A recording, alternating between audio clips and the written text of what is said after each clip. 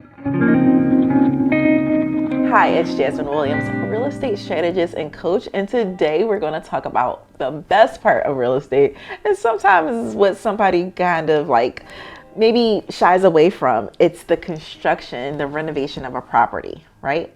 So the real estate landscape is changing so much that if you don't have a plan on how to handle construction by now, you need to watch this video.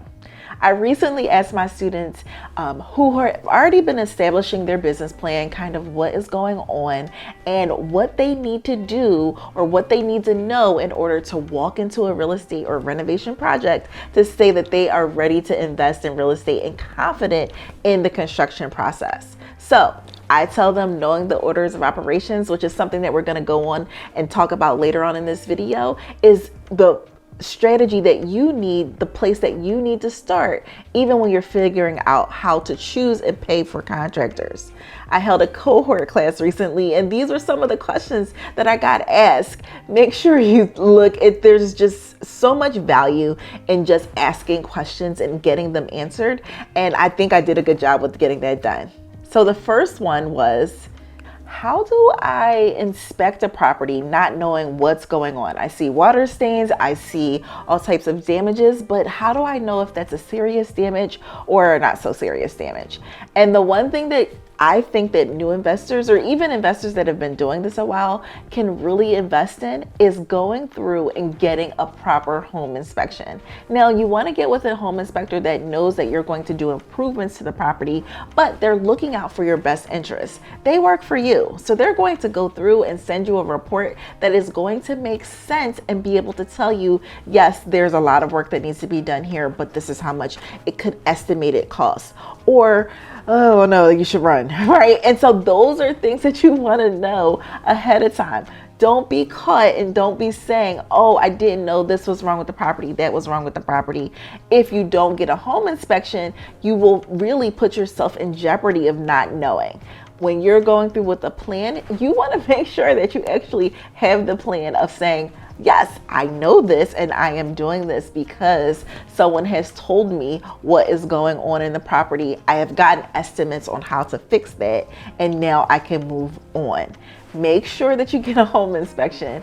Home inspectors, they range anywhere, and different areas are going to be different, but $400, $500, $600, even $700 is worth it.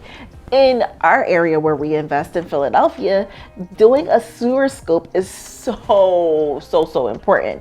The sewer system in Philadelphia is so old that most people don't even realize that it's just crumbling literally beneath us. And so if you do a sewer scope and get that inspection, you will know what your lifetime, your how long it's gonna last and how long it's gonna hold up for you, so that you can go through and say, you know what? I want to go ahead and stick with this property. I'm good with what the lateral looks like and I can move forward. Or this thing is about to fail any day. I need to go ahead and ask the seller for a credit because I'm going to have to get this done right away. I am telling you, this is going to be essential to your growth. And I promise you, when you go through and get a home inspection, it's a wealth of information that you can use. I've even gotten reductions on pricing because I was able to pinpoint things in the home inspection that were not done or not seen in that initial inspection. So make sure you get a home inspection. The next question that one of my students asked was, Jasmine, how do I add value to a property? Adding value to a property could be a game changer for you, because when you are adding value to a property, you're adding to the bottom line, adding to the cash flow, adding to what the value of the property is going to be. And promise you, if you go through and add some value to the property, whether it's renovating the basement, going ahead and finishing the garage, maybe even going through and doing some expansions on some areas that may have been blocked off in previous renovations or things like that, that is literally adding value to a situation. And I've gone from 2 bedrooms to 3 bedrooms, even putting more bathrooms in a property. There's so many, it's endless to what that value add is. And you literally have to sit with the property, with the project to say, okay, I can do this. I can go through and make sure that I am maximizing every little corner and inch of a property. And because I'm doing that, I'm able to invest and really get all of the money that I can get out of this property. That comes in so many forms and fashions that I don't know. There's a list of it, right? So the garage, the basement, an extra room, a closet. One thing of the houses in Philadelphia is that in the ceilings, there's an air gap. A lot of people don't realize that. So when you're back in the day when the houses were built, they thought that they needed that air gap in order for the flow of the house to happen, but they don't. And so you can have even taller ceilings if you really go through and take that little air gap out. And most people don't realize that. So having those value adds, now you're going from say 6-foot ceilings or 7 or 8-foot ceilings to 10-foot ceilings, which is tremendous. And that adds to your bottom line. Now, before I move on to the next tip, if you want to learn more about creating a real estate strategy, then make sure you click the link in my description box below, because I will have a free guide for you to dive deeper on how you can buy your first rental property in the next 90 days. This is the last thing that I'm going to do, and I'm going to make sure that you understand and get through the orders of operations. Making sure that you understand what comes first, then next, then next, then next are going to help you through your phases, and it's going to help you be able to employ contractors and actually know what you're talking about and know where you are in the process. Make sure you look at the video, let me know, and comment, and let me know if you like this sort of content, because I want to be helpful to you and really get you all investing. This is my favorite part. This is the part that you are able to really start the creative of investing in real estate. Investing in real estate comes with a lot of pieces, but I think that a lot of people like the construction part because they want to make something new, change the way that it is, or even just improve it. So this is a construction roadmap that I put together for my cohort students, and I'm sharing this because I think that we overcomplicate the process. So let's just do a step-by-step of kind of what happens in the construction process. And this goes for any house, anywhere, anytime, and how we really just go ahead and get started. So the first thing is going through and looking at the structural, right? So you want to go through and look at the roof, the gutters, the drainage, the masonry. Masonry is the bricks, all of the lintels. In Philadelphia, we have star bolts, which are sometimes really holding the house together. That's a whole nother episode.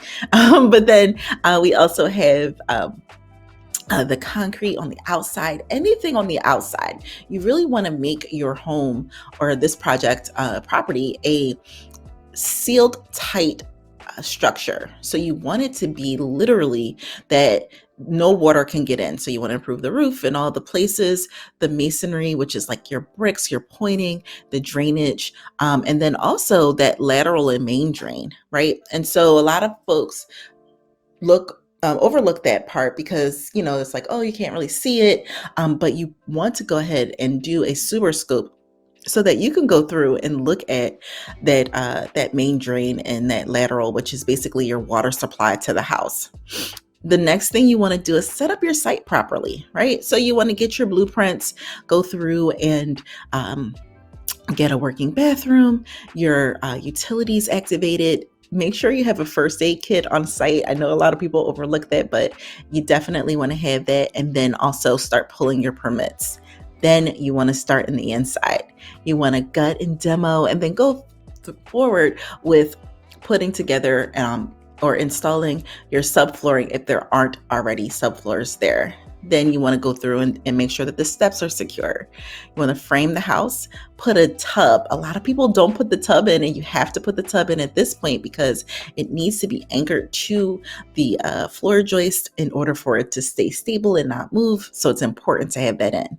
You then want to make sure that your windows are secure. Adding new windows to a process or a property is going to be ideal. Then you want to go through and get your electric roughed in, go through the plumbing rough in and the HVAC rough in. That's going to help you really just get into the process of getting all of the mechanicals in the house. Then you're going to do your interior wall prep. So you're going to do your insulation, your sheetrock, and then spackle, sand, and tape your all of your insides, all the walls, and then getting the walls paint ready. I like to do 2 coats of paint, but that's a preference for you.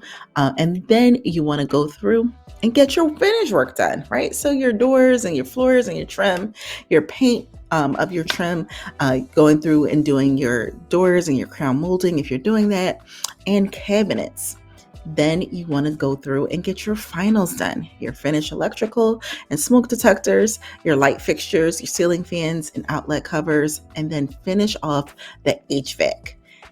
When from there, you're almost there, then you want to go through and make sure you're closing out any permits that you have out there, and then going through and doing your cosmetic finishes, which is your bathroom, in the bathroom, your ceramic, your sink, the toilet, plumbing fixtures in the kitchen, your ceramic floors, or even your backsplashes, the sink and the countertops. And then you want to install your appliances in at the very least. If you go through this process, I promise you, you're going to find that it wasn't that difficult. This allows you to really assess who you need on a project so that you can go through and say, you know what, this makes sense. And I know who I am looking to hire, and I know who I am going to be able to really be able to zero in for them to be able to help me. Hopefully this was helpful. Let me know. But again, just make sure that you are going through this process and really being able to secure your project.